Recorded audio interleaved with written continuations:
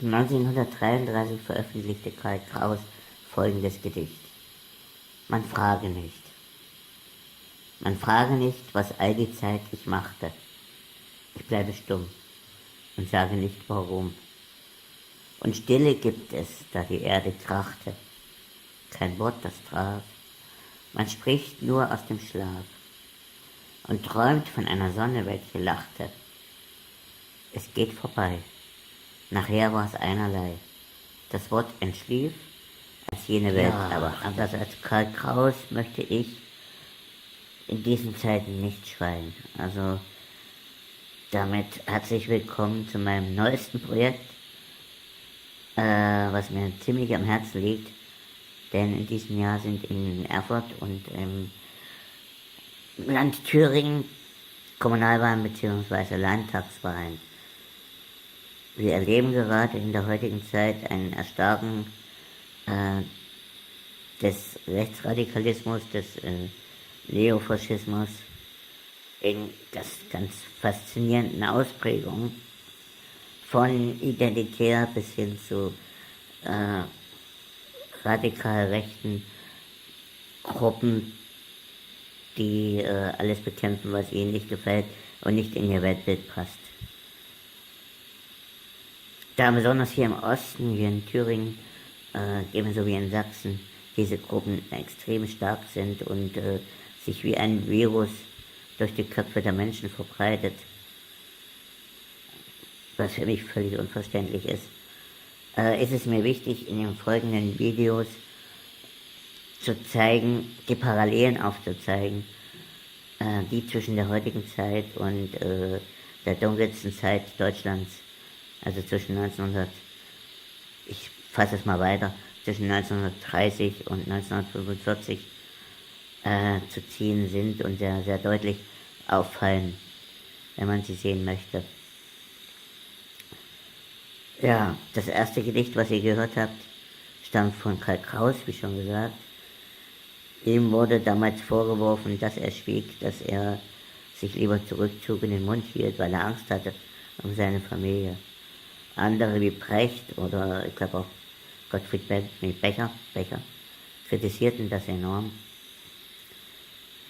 Ja, deshalb, ja wie gesagt, ich habe nicht vor zu schweigen, sondern möchte in den nächsten Videos durch Lyrik, durch Prosa, große Autoren aus dieser Zeit ein bisschen aufrütteln und ein bisschen aufwecken.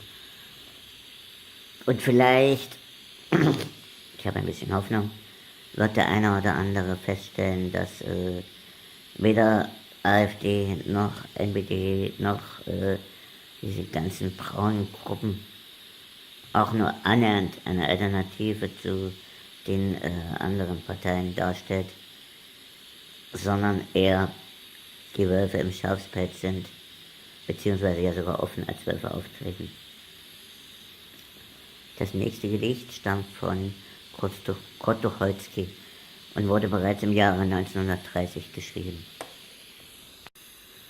Deutschland, erwache, dass sie ein Grab dir graben, dass sie mit Fürstengeld das Land verwildert haben, das Stadt um Stadt verfällt. Sie wollen den Bürgerkrieg entfachen, das sollten die Kommunisten mal machen. Dass der Nazi dir einen Totenkranz fliegt. Deutschland, siehst du das nicht? Dass sie im Dunkeln nagen, dass sie im Hellen schreien, dass sie an allen Tagen Faschismus prophezeien. Für die Richter haben sie nichts als Lacher. Das sollten die Kommunisten mal machen. Dass der Nazi für die Ausbeuter ficht. Deutschland, hörst du das nicht? Dass sie in Waffen starren, dass sie Land auf, Land ab, ihre Agenten karren im nimmermüden Trab. Die Übungsgranaten krachen. Das sollten die Kommunisten mal machen. Dass der Nazi dein Todesurteil spricht. Deutschland, fühlst du das nicht? Und es braust aus den Betrieben ein Chor von Millionen Arbeiterstimmen hervor. Wir wissen alles, uns sperren sie ein. Wir wissen alles, uns lässt man bespeien. Wir werden aufgelöst und verboten, Wir zählen die Opfer, wir zählen die Toten. Kein Minister rührt sich, wenn Hitler spricht. Für jene die Straße, gegen uns das Reichsgericht. Wir sehen, wir hören, wir fühlen den kommenden Krach. Und wenn Deutschland schläft, wir sind erwacht. Ja, wie ihr seht, es ist leicht, aus Tucholskys Gedicht aktuell einen Gewinn zu ziehen. Also man müsse nur zum Beispiel Kommunist durch Muslim oder durch Jude oder durch Linker irgendwas ersetzen. Und schon haben wir die heutige Situation. Und da hieß es dann einfach, wenn das ein Muslim gemacht hätte, oder wenn das ein Jude gemacht hätte, es ist heute wieder genau die gleiche Situation. In diesem Sinne war es das erstmal für die erste Folge. Es werden noch weitere Folgen, denke ich. Denn wir dürfen uns nicht gefallen lassen, dass Nazis, egal welches Gedankengut sie auch immer verbreiten, wieder an die Macht kommen hier in Deutschland. Gerade hier in Thüringen, gerade in der Nähe von Weimar, vom Buchenwald, haben wir, denke ich, noch eine extra Verantwortung für ganz Deutschland, für ganz Europa, für die ganze Welt. Ja,